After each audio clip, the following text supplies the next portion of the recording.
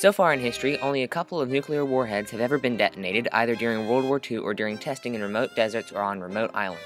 But what would happen if all the world's nukes were detonated at once, all in the same place? Let's first examine how this may happen. The NPT has recognized 5 major nuclear powers. They are the United States, Russia, the United Kingdom, France, and China. Sorry, Kim. However, a dependency clause in the nuclear ordinances of the United Kingdom and France essentially stated that the United States is actually responsible for firing their nuclear warheads, and that leaves Obama with the power to actually launch their warheads. Yes, this is incredibly confusing, and while I could do a whole video on it, let's just stick to one topic today. In this scenario presented here, we're going to pretend that Obama, Putin, and Xi Jinping all got really plastered and decided to launch all their nuclear warheads pointing towards Lebanon, Kansas, the geographical center of the United States. Don't ask me why they shot here, they were drunk. Immediately after these three give the order, without any questioning from anyone at all, 19,000 nuclear warheads light up the sky on about a 30-minute voyage to Kansas. Nuclear warheads fly at around 13,000 miles per hour, so this means that if the entire town of Lebanon, Kansas was outside looking up at the sky at just the right second, they would barely have enough time to utter darn.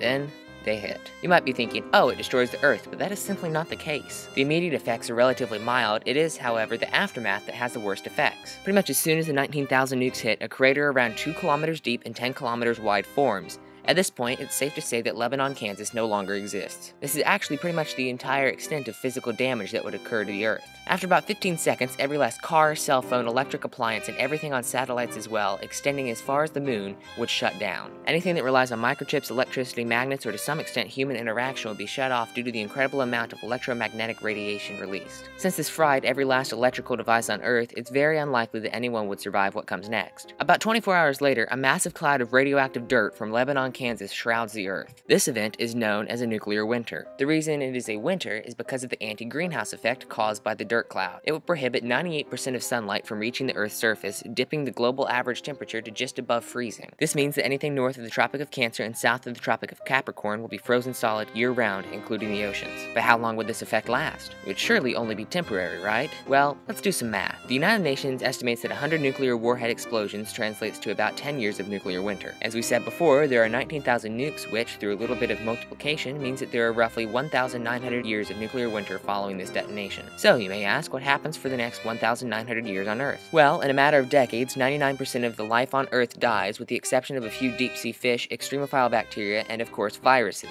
Moving on, just about 7 billion people die from the radiation poisoning, starving, anarchy, and whatever else accompanies the end of the world. Now sure, there will be a few people who are resistant to radiation, but they will not be able to survive the lack of food. Lack of food, you ask? Well, yes, you see, most of the plants on Earth will have died from the radiation poisoning or from the lack of sunlight, which coincidentally is necessary to sustain the lives of various animals, which we just so happen need to eat. These plants also serve 2 very important purposes. 1, they provide a home for nitrogen-fixing bacteria, that is, bacteria that put nitrogen back into the soil and back into the atmosphere. And 2, they also just so happen to make the stuff we breathe. Now, let's jump into some hypotheticals. What if you could come out on the other side of this whole thing? All you would need to withstand 2,000 years of nuclear winter is some non-radioactive water, a few thousand years of oxygen, an above-ground wind farm for power, a space heater, a bag of non-perishables, something to keep you busy, a bunker 3 miles underneath the Earth's surface, and of course a fountain of youth to live for 2,000 years, not to mention the materials to manufacture all these new microchips and electrical devices. So, what will it be like when you return to the surface? Forest. Everywhere. While most of the life on Earth died, which does include plants, plants produce seeds which can survive indefinitely under the right conditions.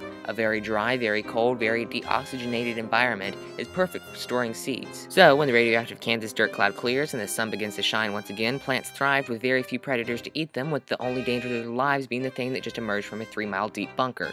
You. Now, it's important to note that while we say destroy the Earth, what we really mean is destroy ourselves. The Earth will keep on spinning, day after day. Humanity will not.